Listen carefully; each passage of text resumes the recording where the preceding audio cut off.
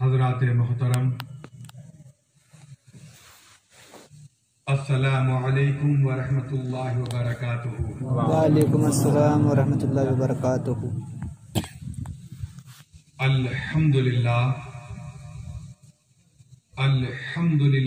نحمده ونستعینه ونستغفره ونؤمن به ونتوکل علیہ ونعوذ باللہ من شرور انفسنا ومن سیئات اعمالنا، من يهده الله فلا مضل له ومن يضلله فلا هادي له، ونشهد أن لا إله إلا الله وحده لا شريك له، ونشهد أن سيدنا محمدا عبده ورسوله۔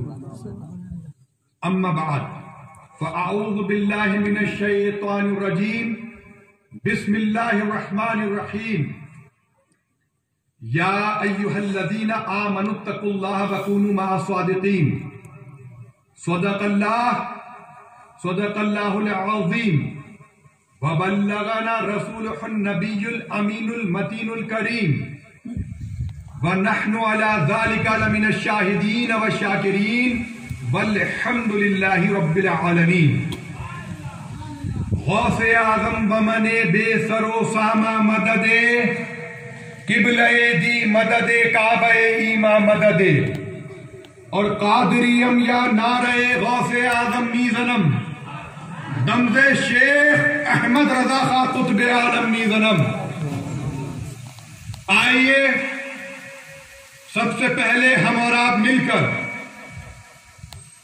اپنے آقا و مولا، دونوں عالم کے مالک و مختار، ہم بے کسوں کے کس،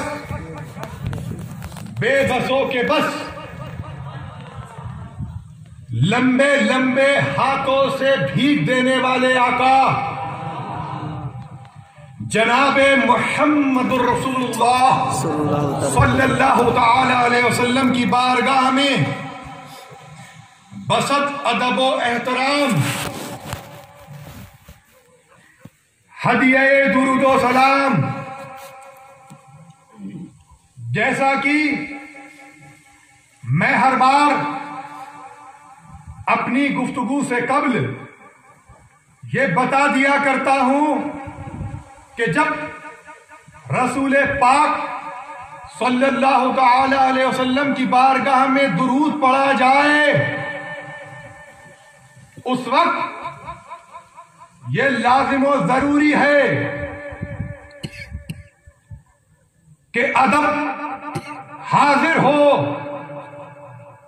بریلی والے آئے ہیں اور یہ بتا کے جائیں گے کہ رسول پاک صلی اللہ تعالی علیہ وسلم کا ادب کیسے کیا جاتا ہے۔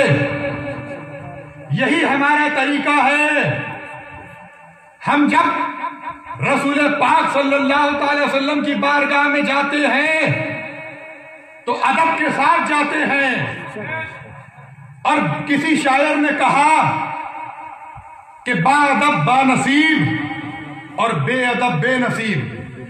جب ہم جا رہے ہیں رسول پاک صلی اللہ تعالی علیہ وسلم کی بارگاہ میں اور تمہیں ساتھ لے کر کے جا رہے ہیں، تمہیں ساتھ لے کر کے جا رہے ہیں، تو تمہیں بھی ادب کے ساتھ لے کر کے جائیں گے،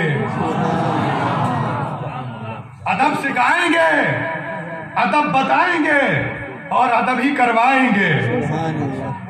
تو اب ادب میں یہ بھی شامل ہے۔ ادب جان لو کیا ہے کہ جب رسول پاک صلی اللہ تعالی وسلم کی بارگاہ میں حاضر ہو تو ادب ضروری ہے۔ ادب میں یہ بھی شامل ہے کہ آپ کا دماغ کہہ رہا ہے رات ہو گئی، لیکن دل کہہ رہا ہے کہ حضرت نے کہا ہے کہ ابھی درود پاک پڑھنا ہے اور درود پاک پڑھنے کا وقت قریب آ رہا ہے۔ دماغ ساتھ نہیں دے رہا ہے، لیکن نہیں، دماغ کو گھسیٹ کر لاؤ اور دل کے نزدیک لاؤ، اسے بتا دو کہ تیری شیطان تیری مکر و فریبی ہمارے سامنے نہیں چلے گی۔ ہم تجھ پر لاہور بھیجتے ہیں، ہم بریلی والے تجھ پر لاحول بھیجتے ہیں. ہم رسول پاک صلی اللہ علیہ وسلم کی بارگاہ میں حاضر ہونے جا رہے ہیں. اب دل دماغ قاعدے سے ہو گئے، لیکن گلے کا بٹن کھلا ہوا ہے، ایسے نہیں جا سکتے. آستینیں چڑھی ہوئی ہیں، نہیں جانے دیں گے رسول پاک کی بارگاہ میں، ایسے نہیں لے کے جائیں گے. ادب کے ساتھ جانا ہوگا. اور ایک بات یاد رکھو کہ جب ایسی محفلوں میں آؤ تو تمہارا لباس مسلمانوں کے جیسا ہونا چاہیے. بے شک حق ہے. تمہارے سروں پر ٹوپی ہونا چاہیے، بدن پہ کرتا پجامہ ہونا چاہیے. اب تمہاری آستین یا پائچے نیچے سے یا اوپر سے مڑے ہیں، اسے بھی کھولنا ہوگا، کیونکہ سرور کائنات کی بارگاہ میں حاضر ہونے کا وقت آ رہا ہے. تم یہاں تک یہ تک یاد رکھو کہ تم جب ایسی بارگاہوں میں آؤ تو تمہارے ناخون کٹے ہونا چاہیے. سرکار کی بارگاہ میں چل رہا ہے، ناخون کٹے ہونا چاہیے، خط تمہارا بنا ہونا چاہیے، تمہارا خط بنا ہونا چاہیے. آئندہ دھیان رکھنا کہ اب سرکار کی بارگاہ میں حاضر ہونا ہے اور ہم جی لگا کر درود پاک پڑھیں گے ابھی، کیونکہ ہمارے اعلیٰ حضرت نے تو فرما دیا، ہمارے اعلیٰ حضرت نے تو فرما دیا کہ دور و نزدیک کے سننے والے وہ کان، دور و نزدیک کے سننے والے وہ کان، کانے لالے کرامت پہ لاکھوں سلام، کانے لالے کرامت پہ لاکھوں سلام. بھائیو معاملہ بھی یہی ہے کہ جب سرکار کی بارگاہ میں حاضر ہو، آج تو دیکھو آج تو تمہارے پاس جو ہے کسی سے لے کر کے سر ڈھک لو، ہے نا، لیکن آئندہ دھیان رکھو کہ ایسی محفلوں میں اس طریقے سے نہیں جانا ہے. ویسے تو ہمیشہ تیار رہنا چاہیے، کب رسول پاک کی بارگاہ میں حاضر ہونے کا موقع مل جائے. سمجھ رہے ہو؟ فقیر قادری الحمدللہ 10 مرتبہ مدینے پاک چلا گیا. کرم ہوا، سرکار نے بلایا تو 10 مرتبہ مدینے پاک کی حاضری ہو گئی، جس میں سے 3 مرتبہ میں اپنے دادا حضور تاج الشریعہ کے ساتھ گیا. حضور تاج الشریعہ الحمدللہ میرے دادا بھی ہوتے ہیں اور میرے نانا بھی ہوتے ہیں، میری سگی دادی کے سگے چھوٹے بھائی ہیں حضرت. سبحان اللہ. میں الحمدللہ اعلیٰ حضرت کے نواسوں میں ہوں. میرے والد بھی صحابی کی اولاد ہیں، سیدنا ابوبکر صدیق کی آل سے ہیں، اور میری والدہ بھی صحابی کی اولاد ہیں. سبحان اللہ سبحان اللہ. میرے والد حضور اعلیٰ حضرت کے سگے نواسوں میں ہیں. تو جب میں مدینے پاک حاضر ہوا اس وقت بنارس کے کچھ لوگ میرے ساتھ تھے. حضور امین شریعت علامہ سبطین رضا خان صاحب جو استاد غمن کے سگے پوتے ہیں، اعلیٰ حضرت کے منجلے بھائی.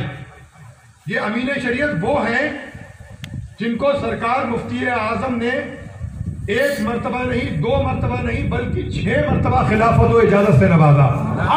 سبحان اللہ. میں نے امین شریعت اپنے نانا سے عرض کی ایسی کون سی بات تھی کہ مفتی اعظم نے آپ کو 6 مرتبہ خلافت عطا فرمائی؟ آپ نے بھی ہمیں خلافت دی، اور بھی ہم نے آپ کو دیکھا کہ آپ لوگوں کو خلافت دیتے ہیں، ایک بار دے دیا اور ہو گیا. یہ 6 مرتبہ خلافت کا معاملہ میرے سمجھ میں نہیں آیا. تو فرماتے ہیں امین شریعت کہ میں یہاں چھتیس گڑھ، اس وقت یہ مدھیہ پردیش ہوا کرتا تھا، میں یہاں رہتا تھا، مفتی اعظم کے کہنے پر میں یہاں آ گیا. جب میں بریلی جاتا تھا سرکار مفتی اعظم مجھ سے محبت کرتے تھے، مجھے دیکھتے تھے اور خلافت کے الفاظ دہراتے تھے. اس طرح سرکار مفتی اعظم نے امین شریعت کو 6 مرتبہ خلافت دی، اور بھری عیدگاہ میں بریلی شریف میں حضور امین شریعت کو سرکار مفتی اعظم نے خلافت عطا فرمائی، اور اپنا امامہ شریف امین شریعت کے سر مبارک پر باندھ رہے ہیں اور خلافت کے الفاظ دہراتے جا رہے ہیں. سبحان اللہ سبحان اللہ. بیچ میں سے ایک شخص کھڑے ہوئے مقتدی، انہوں نے عرض کی کہ حضور یہ بچہ کون ہے جس کے آپ دستار باندھ رہے ہیں؟ اور خلافت کے الفاظ دہراتے جا رہے ہیں، تو مفتی اعظم نے فرمایا کہ تم اسے نہیں جانتے، یہ میرا بچہ ہے.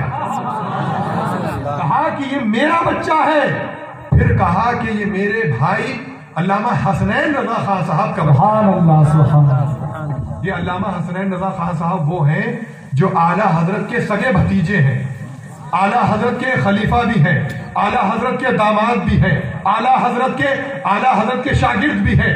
اور جب اعلیٰ حضرت نے اپنی آخری وصیت فرمائی تو حجت الاسلام سے مخاطب ہوئے، حجت الاسلام سے کہا مصطفیٰ رضا کو بلاؤ اور علامہ حسنین رضا کو بلاؤ. تینوں کو جمع کیا گیا. حجت الاسلام سے مخاطب ہو کر کے فرمایا کہ تم مصطفیٰ رضا اور تمہارا بھائی حسنین، یہ تینوں بھائی دین کے کام کو مل کر کریں گے تو بخوبی انجام دے سکیں گے. سبحان اللہ سبحان اللہ. ہاں اعلیٰ حضرت اپنا بیٹا فرماتے تھے، اعلیٰ حضرت اپنا بیٹا فرماتے تھے اپنے سگے بھتیجے کو. یہ تو محبتیں ہیں استاد زمان اور اعلیٰ حضرت میں. تو جب علامہ حسنین رضا خان صاحب اعلیٰ کے داماد تھے، اعلیٰ کی بیٹی سے شادی ہوئی تھی، اس کے بعد ان سے ایک بیٹی پیدا ہوئی، اور پھر اعلیٰ حضرت کی جو بیٹی علامہ حسنین رضا خان صاحب کے نکاح میں تھی ان کا وصال ہو گیا، ان سے صرف ایک بیٹی پیدا ہوئی. اس کے بعد علامہ حسنین رضا خان صاحب کا دوسرا نکاح ہوا، لیکن اس وقت اعلیٰ حضرت نے فرمایا تھا کہ اگر میری دوسری بیٹی بھی ہوتی تو میں علامہ حسنین رضا خان کے نکاح میں دے دیتا. یہ علامہ حسنین رضا خان کی شان ہے، امین شریعت کے والد محترم. یہ اعلیٰ حضرت کی مزار پاک جو بنی، یہ باتیں کوئی بتائے گا نہیں آپ کو، ہے نا، یہ باتیں کوئی بتائے گا نہیں. میں نے خود امین شریعت سے سنی ہے. 10 سال الحمدللہ میں نے اپنے نانا کی خدمت کی ہے، ان کی جوتیاں سیدھی کی ہیں میں نے 10 سال. تو امین شریعت فرماتے ہیں کہ یہ اعلیٰ حضرت کی جو خانقاہ بنی، اعلیٰ کے سینے مبارک کا جو حصہ ہے وہ علامہ حسنین رضا خان صاحب کا مکان ہوا کرتا تھا، جو اعلیٰ حضرت کی درگاہ میں وقف کیا انہوں نے.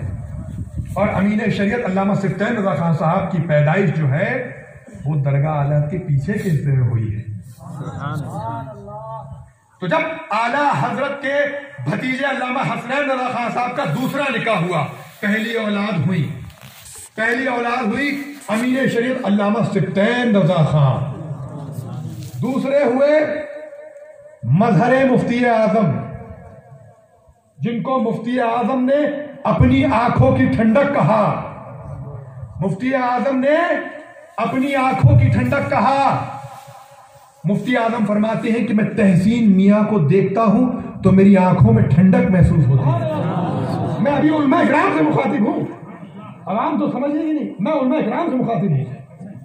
مظہر مفتی اعظم، محدث بریلوی، صدر العلماء علامہ شاہ مفتی محمد تحسین رضا خان دوسرے شہزادے پیدا ہوئے. پھر تیسرے شہزادے پیدا ہوئے حبیب العلماء شاہ علامہ حبیب رضا خان. پھر ایک بیٹی پیدا ہوئی علامہ حسنین رضا خان صاحب کی اولادوں میں، جو حضور تاج الشریعہ کے نکاح میں تھی. حضور تاج الشریعہ مدد اللہ العالی علیہ رحمت و رضوان حضور امین شریعت کے سگے بہنوئی ہیں. یعنی کہ یہ کہ حضور تاج الشریعہ علامہ حسنین رضا خان صاحب کے اکلوتے داماد ہیں، اور جن کے صرف ایک ہی نواسے ہیں. کون؟ ارے قائد ملت. نانا بھی دیکھو اور نواسے بھی دیکھو. تو میں بتانا یہ چاہ رہا تھا کہ امین شریعت کا تعارف کرانا چاہ رہا تھا. میں مختصر تعارف کرا سکا، بہت لمبا چوڑا تعارف تو نہیں کرا پایا. لیکن اس وقت امین شریعت کے کچھ مریدین مدینہ پاک میں میرے ساتھ تھے. معاملہ یہ ہوا کہ مکہ شریف سے ہم لوگ عمرے سے فارغ ہو کر مدینہ پاک سرکار کی بارگاہ میں حاضر ہوئے.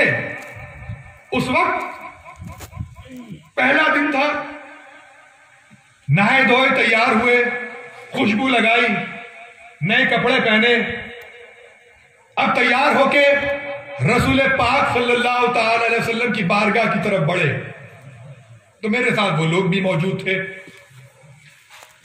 سرکار کی بارگاہ کی طرف بڑھے، روضہ شریف کی جالی سے قبل ہم لوگ پہلے رک گئے، پڑھنے بیٹھ گئے۔ یہ ہماری عادت ہے کہ پہلے جب سرکار کی بارگاہ میں جاتے ہیں تو پہلے کچھ پڑھتے ہیں، پہلے اپنے آپ کو پاک صاف کرتے ہیں۔ ایسے سرکار کی بارگاہ میں بریلی والے نہیں جاتے، ادب کے ساتھ جاتے ہیں۔ تو سرکار کی بارگاہ میں جب جانے لگا تو میں بیٹھ گیا، رک گیا۔ بیٹھنے کے بعد میں پڑھنے لگا، انتظار کرنے لگا کہ میں جو کیفیت چاہ رہا تھا، جو کیفیت میں چاہ رہا تھا رسول پاک کی بارگاہ میں حاضر ہونے کے لیے، وہ بن نہ پائی۔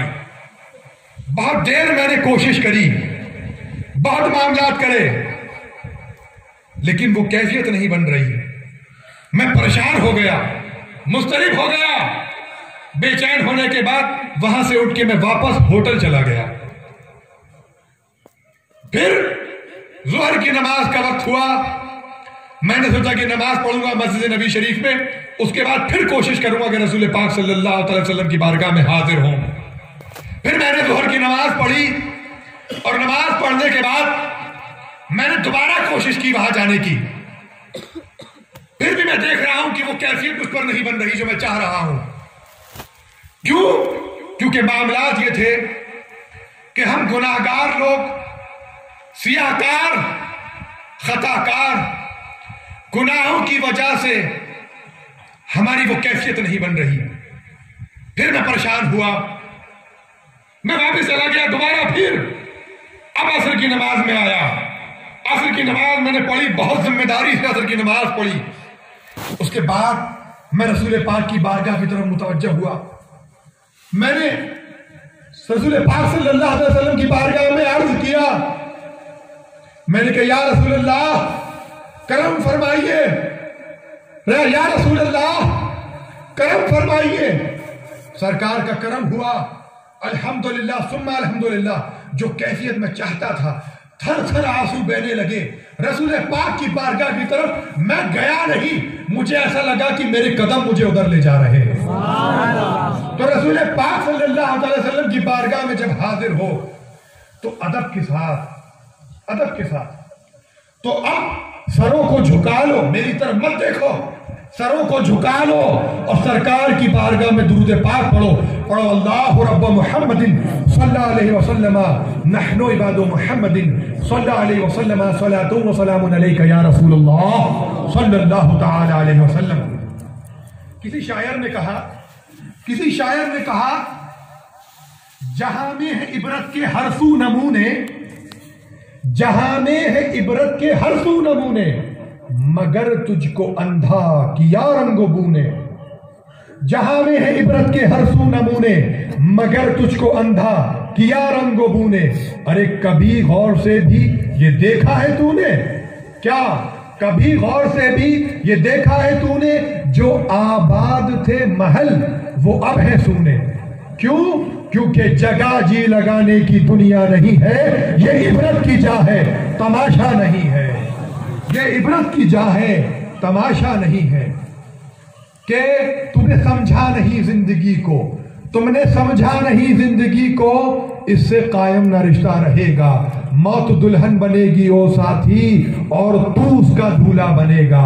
جب آخری وقت غسل سے سواریں گے تیرے بدن کو، جس کا تو نے کفن نام رکھا وہی شادی کا جوڑا بنے گا۔ اور قبر کے حالات کو وہ یوں بیان کرتے ہیں کہ اب کہاں ہے وہ چاندی وہ سونا، قبر تو ہے خاکی بچھونا، تیری دولت کو سب بانٹ لیں گے، تیری دولت کو سب بانٹ لیں گے، کچھ بھی باقی نہ تیرا رہے گا۔ اور جیسا اعمال ہوگا بشر کا، چکنے پڑے ہوئے چکنے نمازوں سے دور، کہ جیسا اعمال ہوگا بشر کا، یا تو جنت کی نعمت ملے گی یا جہنم میں جانا پڑے گا، یا تو جنت کی نعمت ملے گی یا جہنم میں جانا پڑے گا۔ اپنے اعمال کی اصلاح کیجئے۔ فقیر قادری یہاں آپ کو ایمان کی تازگی دینے بریلی سے آیا ہے. بریلی والے آتے ہیں پہلے ایمان کی بات کرتے ہیں پھر عمل کی بات کرتے ہیں. ایمان سے پہلے عمل کی بات نہیں کریں گے. تو فقیر قادری چاہتا ہے کہ غوث اعظم سرکار غوث اعظم رضی اللہ تبارک و تعالیٰ عنہ کے نام سے یہ محفل ہے، تو کیوں نہ غوث اعظم کی شان میں منقبت کے چند اشعار پیش کر دوں. اور یہ منقبت بھی ان کی ہے جو اعلیٰ حضرت کے شہزادے ہیں. خود ہم شبیہ غوث اعظم ہیں کیونکہ وہ مفتی اعظم ہیں. وہ مفتی اعظم ہیں. تو مفتی اعظم کی لکھی ہوئی منقبت کے چند اشعار آپ کے سامنے پیش کر رہا ہوں. ایک مرتبہ بآواز بلند درود پاک پڑھیں. شفيعنا مولانا محمد وبارك وسلم صلوا عليه صلاة والسلام عليك يا رسول الله صلى الله تعالى عليك وسلم. جی لگا کر سنیے اور اشعار کو سمجھنے کی کوشش کیجیے. زیادہ لمبا وقت نہیں لوں گا. ایک مرتبہ اور درود پاک پڑھیں. اللهم صل على سيدنا مولانا محمد وعلى آله وصحبه وسلم. تجلی نور قدم غوث اعظم، تجلی نور قدم غوث اعظم، تجلی نور قدم غوث اعظم، تجلی نور قدم غوث اعظم، تجلی نور قدم غوث اعظم، تجلی نور قدم غوث اعظم، ضیاء سراج و ظلم غوث اعظم، تجلی نور قدم غوث اعظم.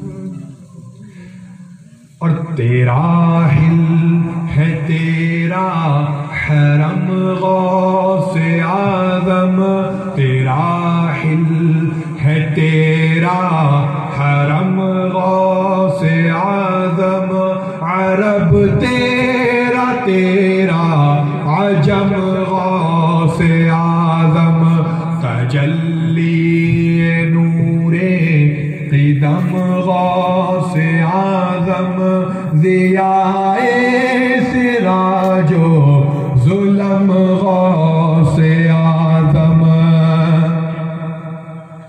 اور آگے دیکھیے مفتی اعظم کیا فرماتے ہیں کہ چلا ایسی تیغے دو دم غوث اعظم، چلا ایسی تیغے دو دم غوث اعظم، کہ عادا کے سر ہو قلم غوث اعظم.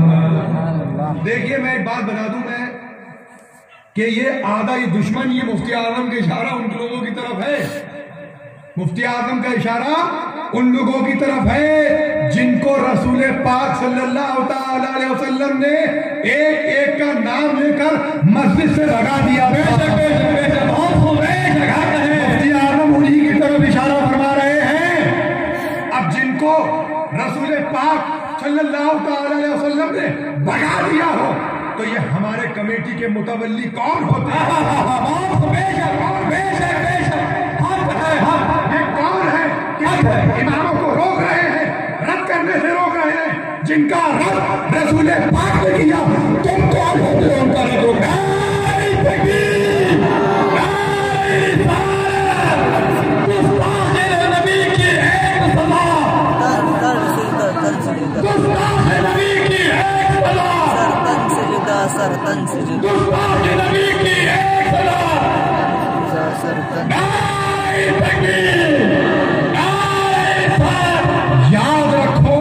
یاد رکھو کمیٹی کے جتنے بھی حضرات ہیں وہ یاد رکھیں.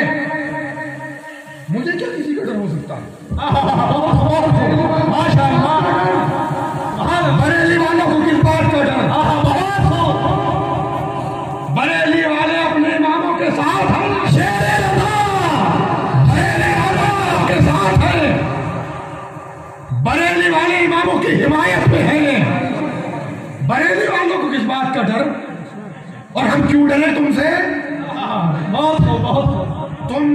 خدا کے گھر کے ملازم ہو، بے شک مالک نہیں ہو خدا کے گھر کے، بے شک بے شک مالک نہیں ہو۔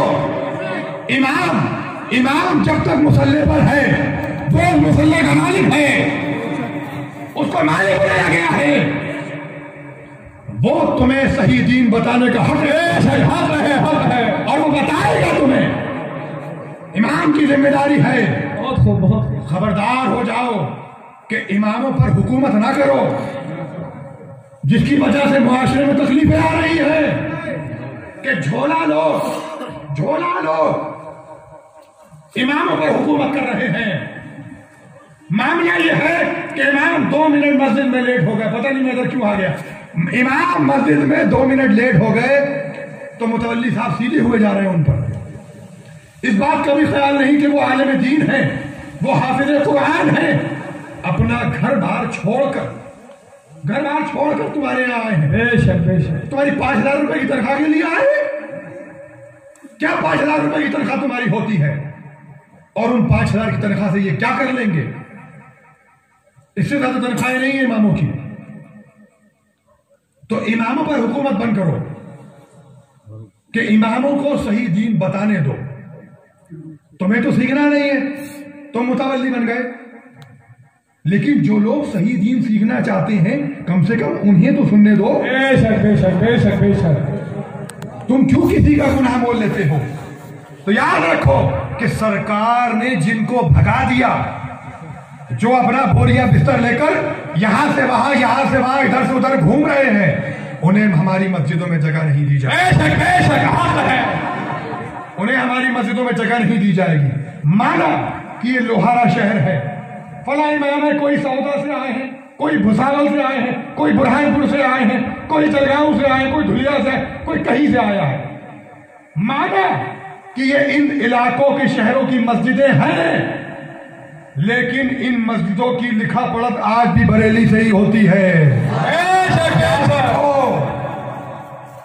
کہ مسجدوں کا حساب کتاب بریلی والے ہی رکھیں گے کہ کون سی مسجد اپنی ہے، کون سا امام سرکار کا وفادار ہے اور کون غدار ہے۔ یہ پہچان تمہیں کون بتائے گا؟ بریلی والے بتائیں گے، اعلیٰ حضرت والے بتائیں گے، تمہارے متولی صاحب نہیں بتائیں گے۔ متولی کی ذمہ داری یہ ہے کہ وہ مسجد کا حساب کتاب رکھے، مسجد کے اندر کوئی ڈسپیوٹ نہ ہو، کوئی معاملات نہ ہو، اس کو دیکھے۔ لیکن امام اور امام کے ہاتھ کا یہ مائک، دونوں چیزیں شریعت کے دائرے میں اور شریعت اس کا حکم دیتی ہے نا، رسول پاک نے حکم دیا ہے، تو کوئی ان کو روک نہیں سکتا۔ تو یہ دشمن ہے، نہ ان میں شادی کی جائے، کیونکہ شادی کا بھی کل موقع ہے۔ یہ محفل ایک شادی کی غرض سے سجتی چلی گئی، شادی کے لیے دعوت دی گئی تھی، پھر یہ ہوا کہ محفل بھی رکھنا ہے، چلو محفل بھی رکھ لو۔ تو شادیاں بھی ایسے لوگوں میں کی جائیں جو سنی صحیح العقیدہ ہوں، رسول پاک سے محبت کرنے والے ہوں اور ان کے دشمنوں سے دشمنی کا دم بھرنے والے ہوں۔ رشتہ انہی سے ہوگا۔ دیکھو 11ویں والا 12ویں والے سے شادی کرے گا اور 12ویں والا 11ویں والے سے شادی کرے گا۔ یوں ہی ہم سلام جب کرتے ہیں تو 11ویں والے 12ویں والوں کو کرتے ہیں۔ سمجھ رہے ہیں آپ حضرات؟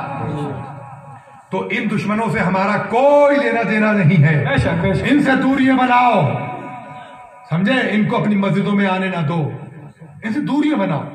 ان کی دوستی وبال جان اور وبال ایمان ہے۔ حکومت بھی ان پر سختیاں کرتی ہے، دیکھو کرتے یہ غلط ہے اور بدنام پوری قوم ہوتی ہے۔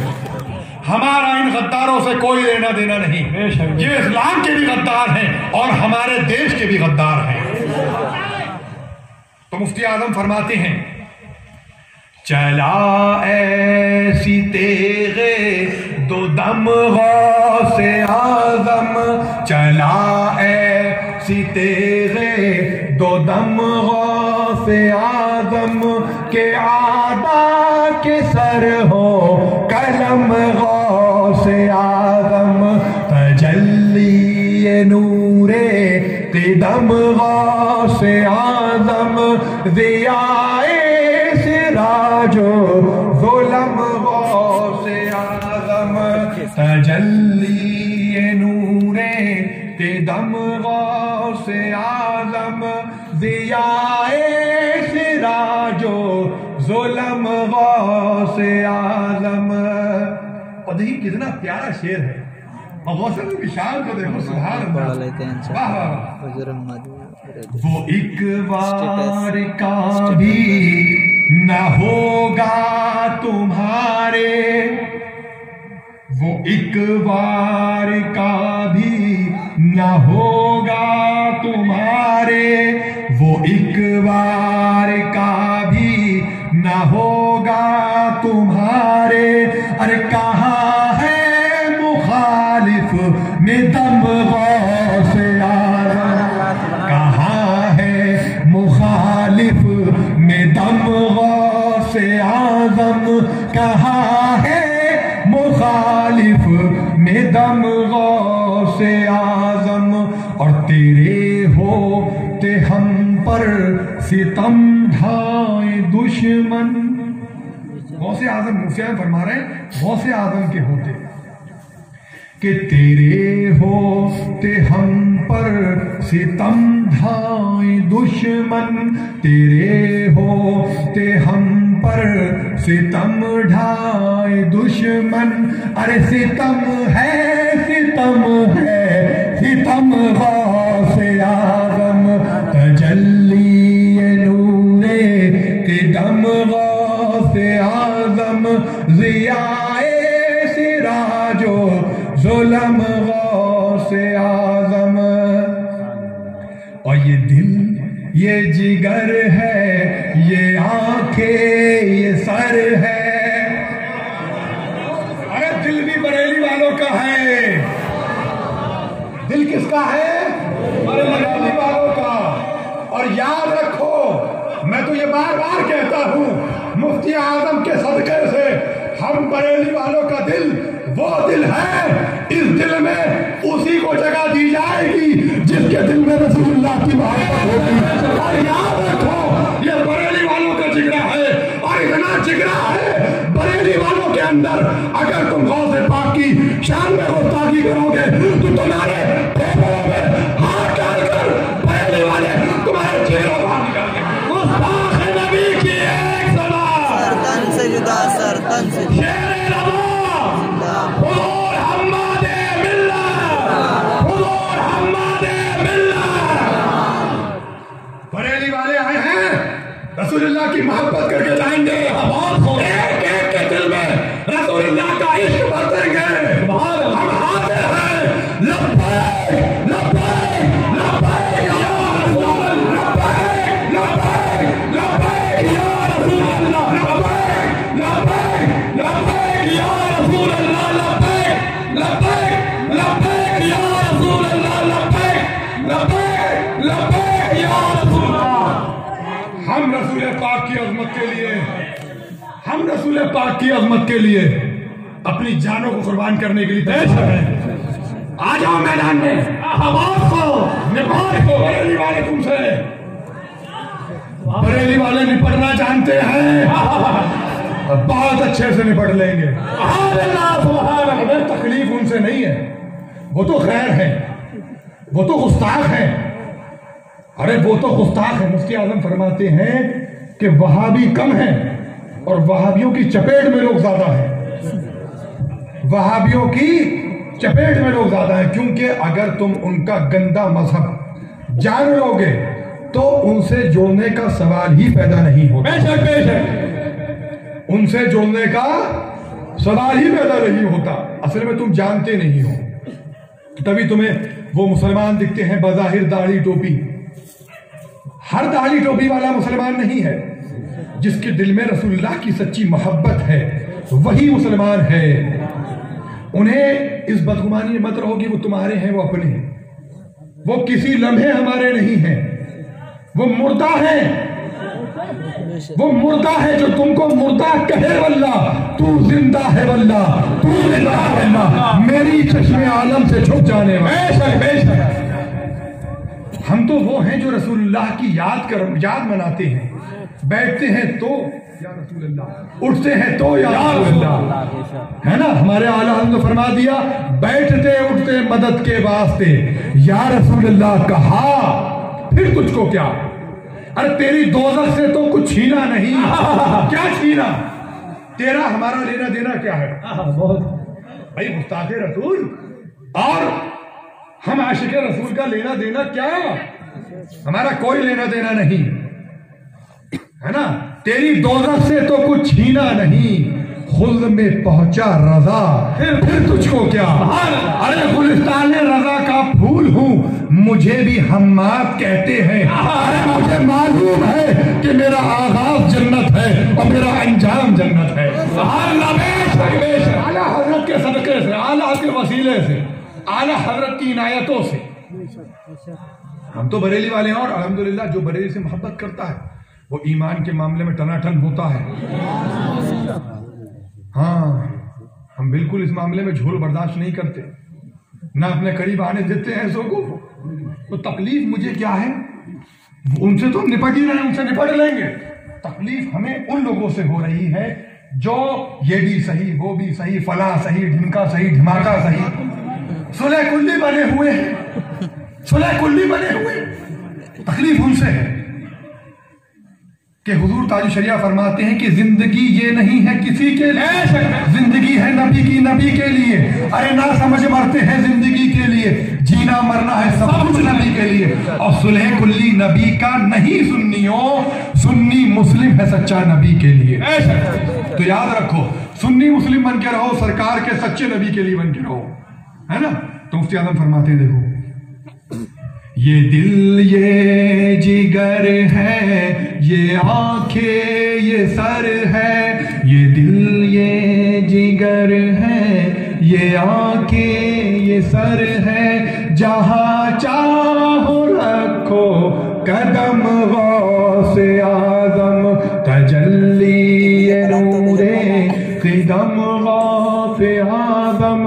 اور دیکھیے مقطع میں کیا فرماتے ہیں، تمہارے کرم کا ہے نوری بھی پیاسا، تمہارے کرم کا ہے نوری بھی پیاسا، تمہارے کرم کے ہیں ہم سب بھی پیاسے، ملے اس کو بھی یم سے نم غوث اعظم، تجلی نور قدم غوث اعظم، ضیائے سراج و ظلم غوث اعظم۔ السلام علیکم ورحمۃ اللہ وبرکاتہ۔ کھڑے ہو جائیے، صلاۃ و سلام۔